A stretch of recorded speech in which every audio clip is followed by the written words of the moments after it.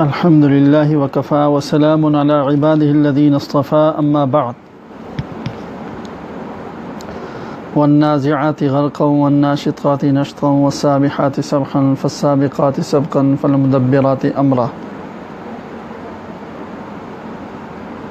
یہ سورہ نازعات ہے کہ ابتدائی آیات ہیں اس کی۔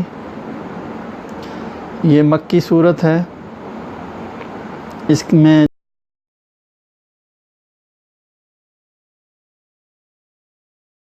حروف ہیں۔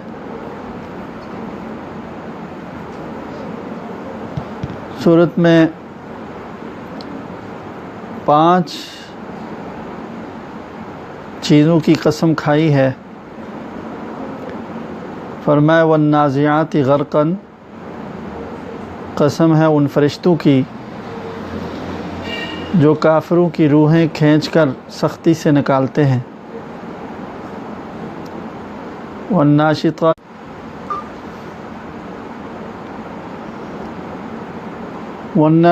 نشطا، قسم ہے ان فرشتوں کی جو مومنین کی روحیں آسانی سے ان کی گرہ کھول دیتے ہیں۔ فالسابحات سبحا والسابحات سبحا، اور قسم ہے ان فرشتوں کی کہ پھر وہ روحوں کو لے کر تیرتے ہوئے چلے جاتے ہیں۔ فالسابقات سبقا، پھر وہ لپک کر آگے بڑھ جاتے ہیں۔ فالمدبرات امرا، پھر اللہ کا جو حکم ان روحوں سے متعلق ان کو ہوتا ہے اس کو وہ بجا لاتے ہیں۔ یہ 5 صفات ہیں فرشتوں کی جو میں نے ترجمہ کیا ہے اس کے مطابق۔ تو گویا یہ فرشتوں کی صفت ہوئی کہ وہ کافروں کی اور نافرمانوں کی روحیں شدت سے اور سختی سے نکالتے ہیں۔ مومنین کی روح کو اس طرح سے نکالتے ہیں جس طرح سے گرہ کھول دی جائے۔ پھر وہ روحیں لے کر وہ جب چلتے ہیں تو تیرتے ہوئے جاتے ہیں اور پھر لپک کر آگے بڑھتے ہیں اللہ کا حکم پورا کرنے کے لیے۔ اور جب اللہ کے طرف سے کوئی حکم اس کے بعد آتا ہے کہ اس کو سزا دی جائے یا اس کو ثواب دیا جائے، اس کو عذاب والی جگہ لے جایا جائے یا ثواب والی جگہ اس کو پہنچایا جائے، کس مقام پر پہنچانا یا کیا کرنا ہے، تو وہ اس کی تدبیر کرتے ہیں وہ فرشتے اور اس حکم کو بجا لاتے ہیں۔ تو یہ جو 5 قسمیں ہیں قرآن کریم میں جو قسم ہوتی ہے وہ اگرچہ اللہ تعالیٰ کو قسم کھانے کی ضرورت نہیں ہے، لیکن عربی کلام میں بلاغت کا قاعدہ ہے کہ کسی بات میں زور پیدا کرنے کے لیے قسم کھائی جاتی ہے، اور پھر یہ جس چیز کی قسم کھائی جاتی ہے وہ ایک طرح سے آگے آنے والے دعوے کی گواہ اور شہادت ہوتی ہے۔ تو یہاں پر بھی اگلی جو آیت ہے یوم ترجف الراجفہ،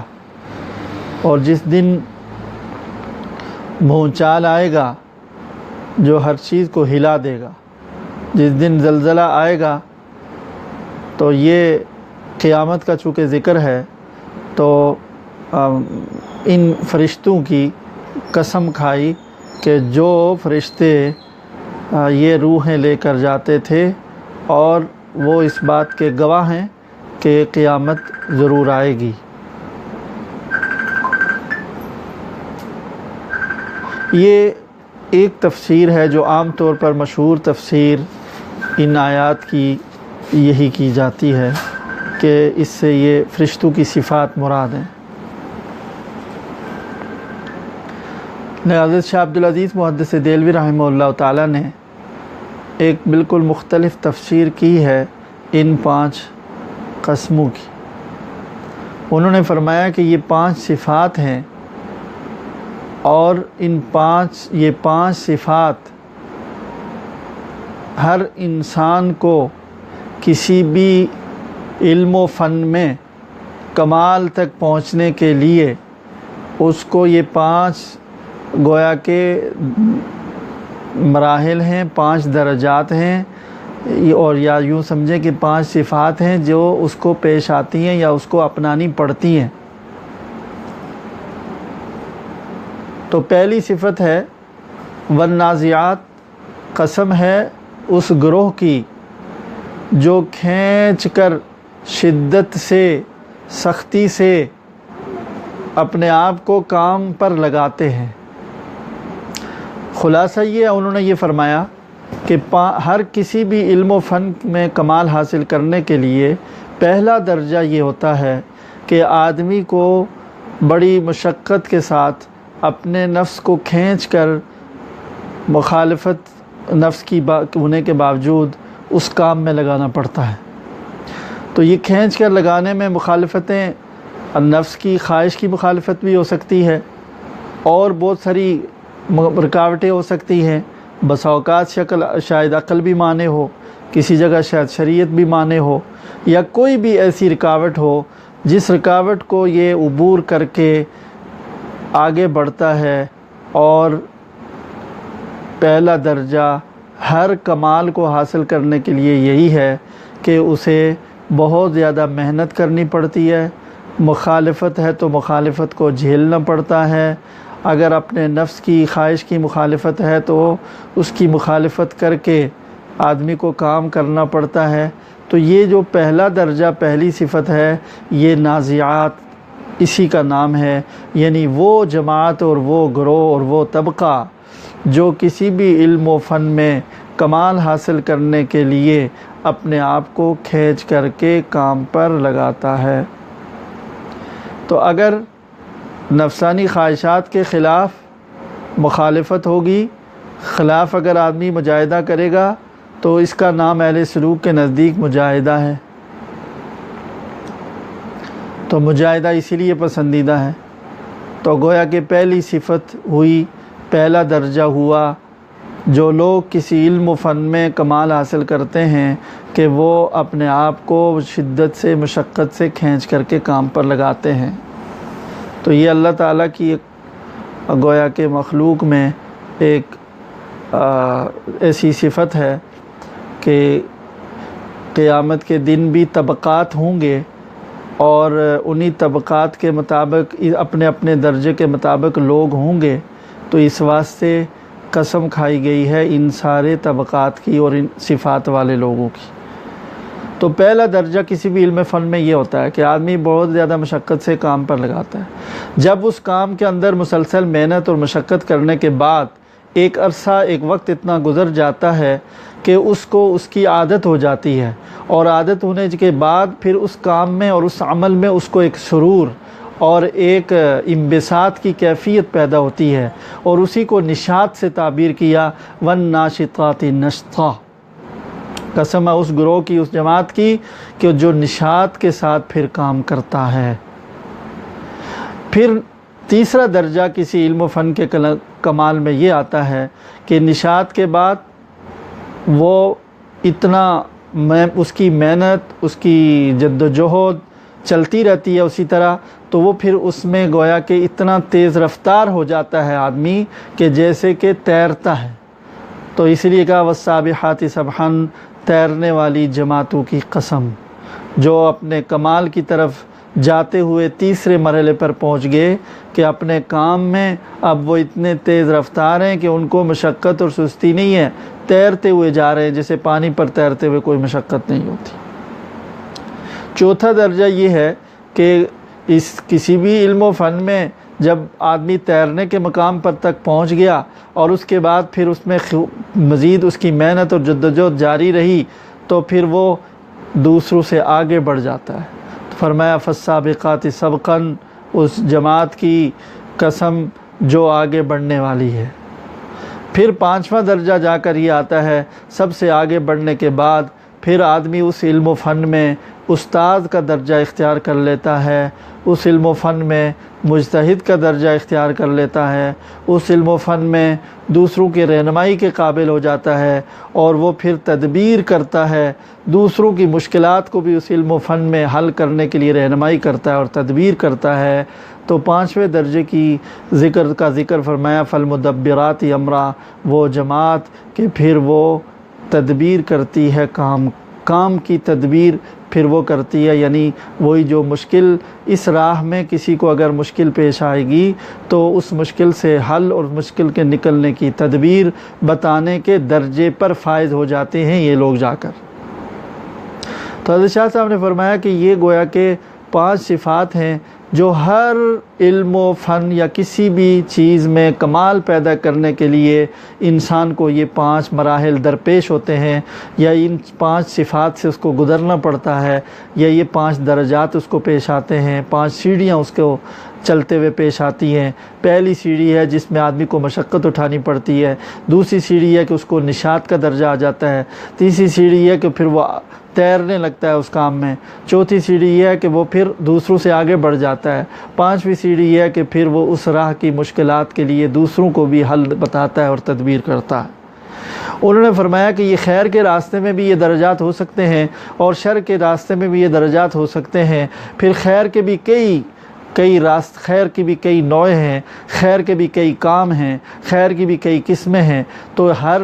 کے لیے ہر ایک میں یہ درجات ہوں گے۔ جیسے فقہا ہے تو ایک آدمی فقہ کے ابتدائی طالب علم ہے، پھر بڑھتے بڑھتے وہ مجتہد کے درجے تک پہنچ جائے۔ اسی طرح صوفیہ ہے کہ وہ بڑھتے بڑھتے دوسروں کے شیخ و مرشد تک پہنچ جائے، یا دنیا کا کوئی بھی علم و فن ہے جس میں آدمی ان سارے درجات میں آگے جاتا ہے۔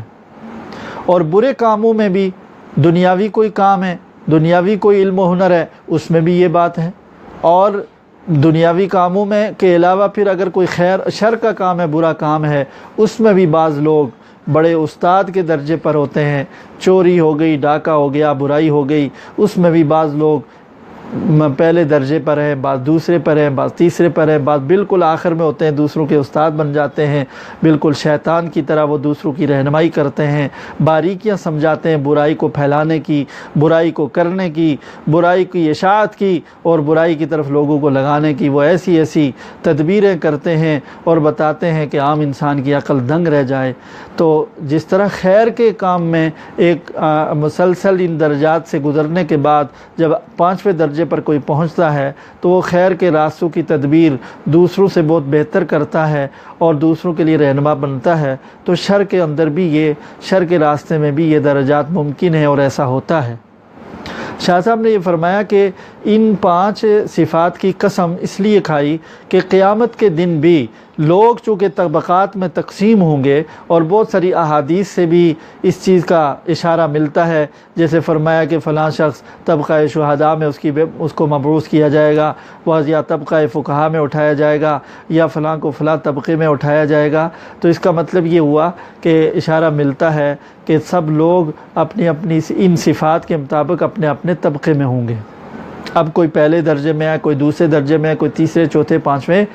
تو وہ تو اس کی اپنی استعداد اور اپنی صلاحیت کے اعتبار سے۔ تو ہر علم و فن کے راہ میں شاہ صاحب نے فرمایا کہ بعض لوگ تو ہمت کر کے آخر تک پہنچ جاتے ہیں، بعض پہلے درجے پر ہی رک گئے، بعض دوسرے میں رک گئے، بعض تیسرے میں رک گئے، بعض چوتھے میں رک گئے، لیکن بعض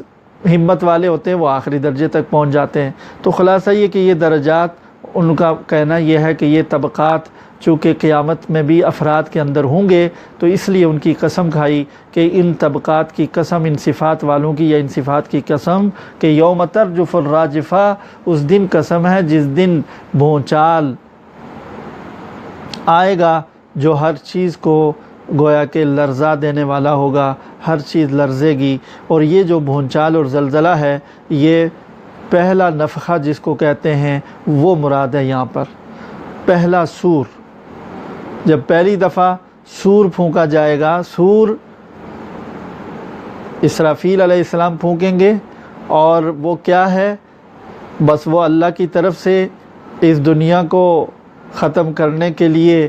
وہ ایک اللہ تعالیٰ نے اپنی قدرت کاملہ سے ایک چیز بنائی ہے، جس کی انبیاء کے ذریعے اطلاع دی ہے کہ اس کا نام سور ہے، کہ سور تو ویسے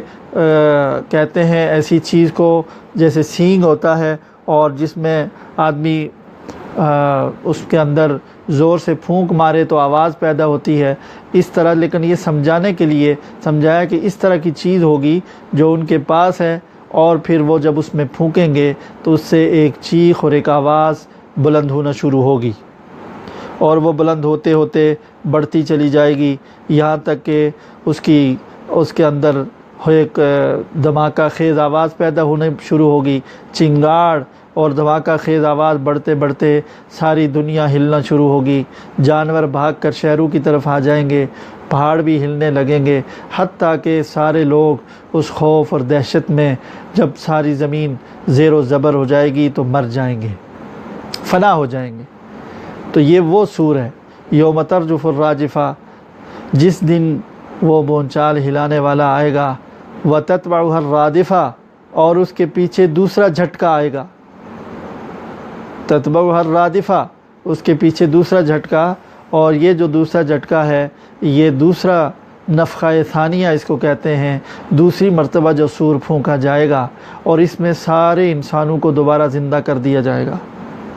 قلوب یومئذ واجفہ، جب دوسری مرتبہ کا سور پھونکا جائے گا تو پھر سارے جو مرے ہوئے ہوں گے، ان دونوں سوروں کے درمیان برس ہا برس کا وقفہ ہوگا، اور یہ اللہ کے علم میں ہے، لیکن جب دوسری مرتبہ اللہ کا حکم ہوگا، سور پھونکا جائے گا تو سارے لوگ جب زندہ ہوں گے، اور بلکہ بعض روایات کے مطابق سارے ہی جاندار جب زندہ ہوں گے تو اس وقت کیفیت کیا ہوگی؟ قلوب یومئذ واجفہ، اس دن دل لرزاں، ترساں، خوفزدہ ہوں گے، کانپ رہے ہوں گے، ابصارها خاشعہ، اس دن آنکھیں جھکی ہوئی ہوں گی خوف کی وجہ سے۔ اللہ اکبر۔